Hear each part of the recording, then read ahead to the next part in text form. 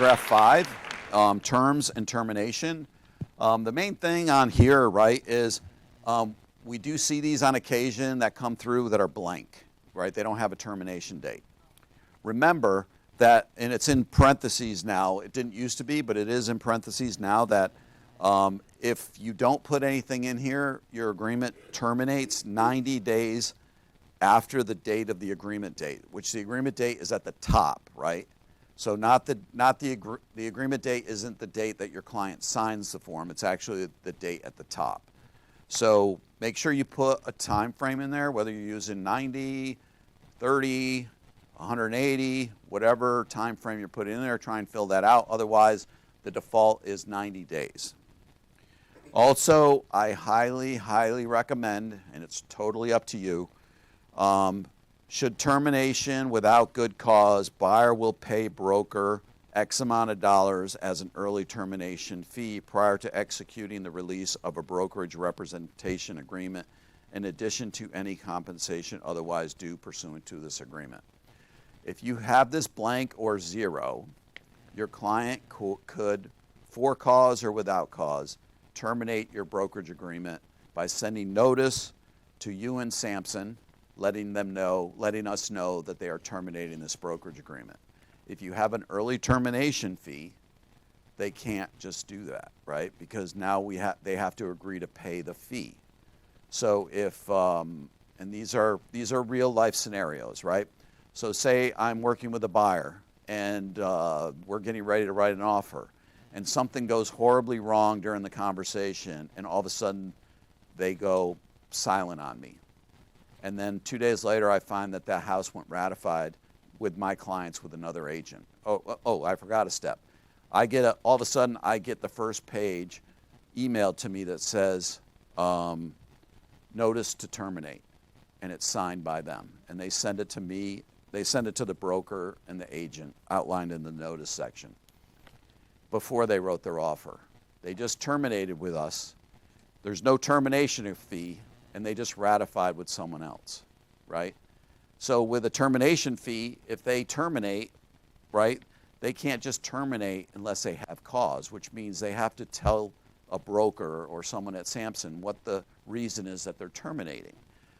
So it protects you as the agent when you're out there in the field and you're spending days, weeks, months, right? Buyers agents are working hard right now, right? We're working wicked hard, right?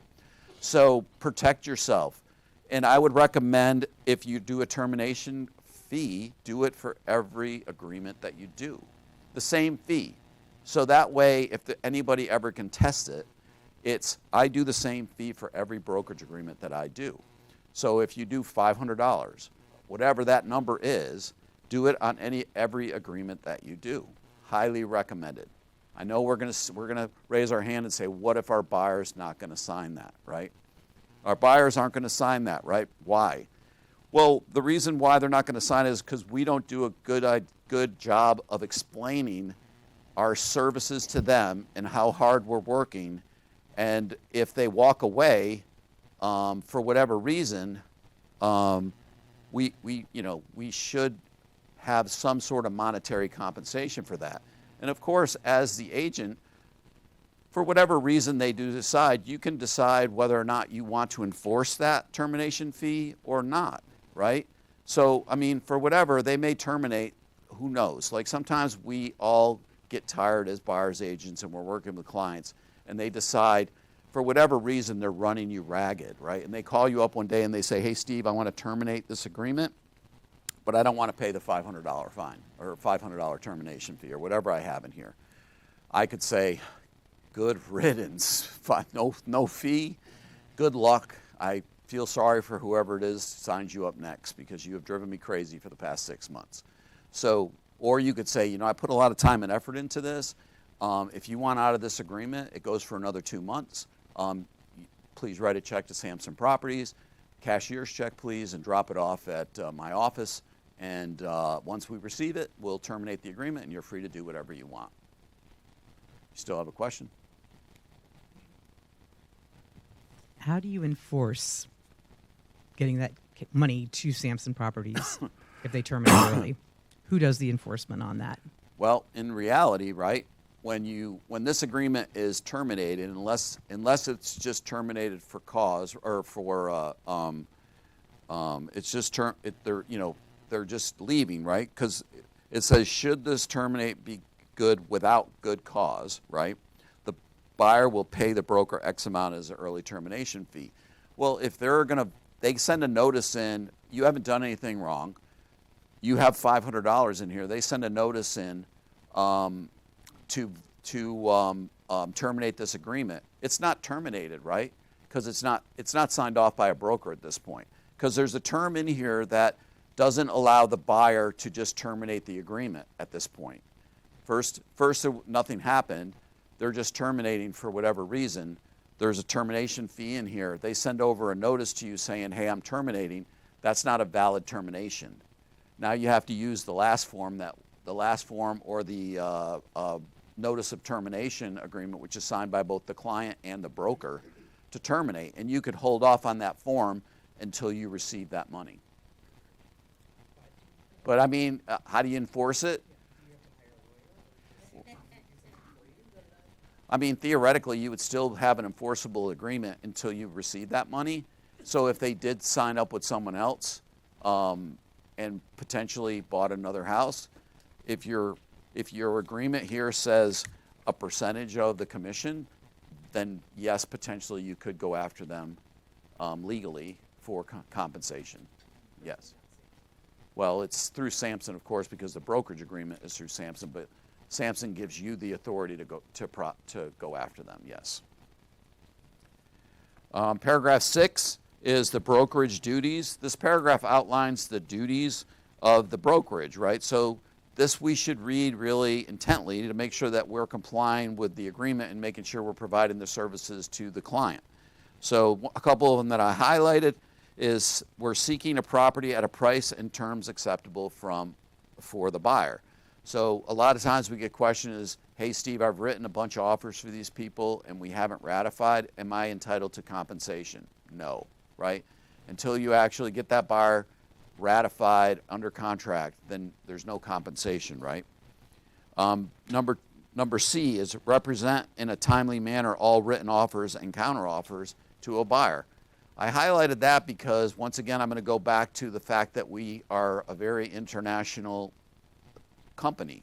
We move around, we travel. Even myself, I go out of town every now and then. I always have backup. Always have someone to back up. And it never fails. The day you go out of town is the day your buyers want to write an offer. So have a backup. Number D is disclosing to the buyer all material facts related to the property or concerning the transaction of which they have actual knowledge, right? So if you have actual knowledge of issues with a property, we are required by DPOR and the NVAR Code of Ethics to disclose any defects to the property that we are aware of. So that's one of our duties. We're also supposed to account for any money in a timely manner. And that goes for the money when we write a contract and our clients have to deposit earnest money deposit.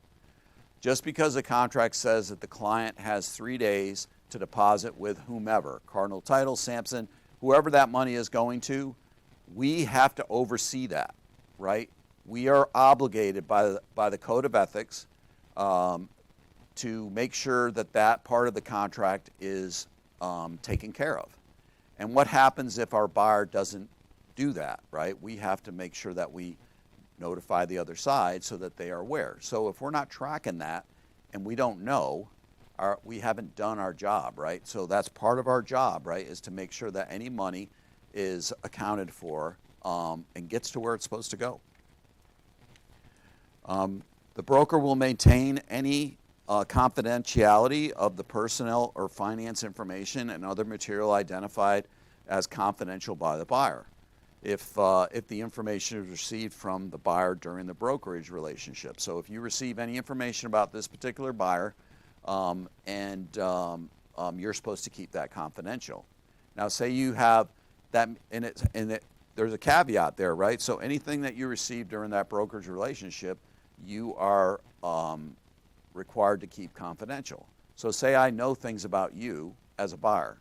Somewhere along the line, our agreement gets terminated or it expires, and then I have a listing. I have a listing, and I put a listing up, and you come in as a buyer with another agent.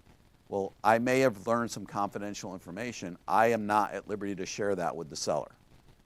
So because we had a brokerage relationship over here, now you're working with someone else. I have a listing now. I am not at liberty to disclose to the seller your financial information, whether good or bad, okay? Paragraph 7 is buyer's duties. So this outlines to the buyer what their duties are. We have duties, the buyers have duties, right? I mean, I would highlight this in every brokerage agreement I have with every buyer, because that way they understand that I have duties, they have duties, right? There's things that they have to do, right? So make sure, I'm not going to go over these one at a time, but just make sure that they read through this stuff and understand what their duties are.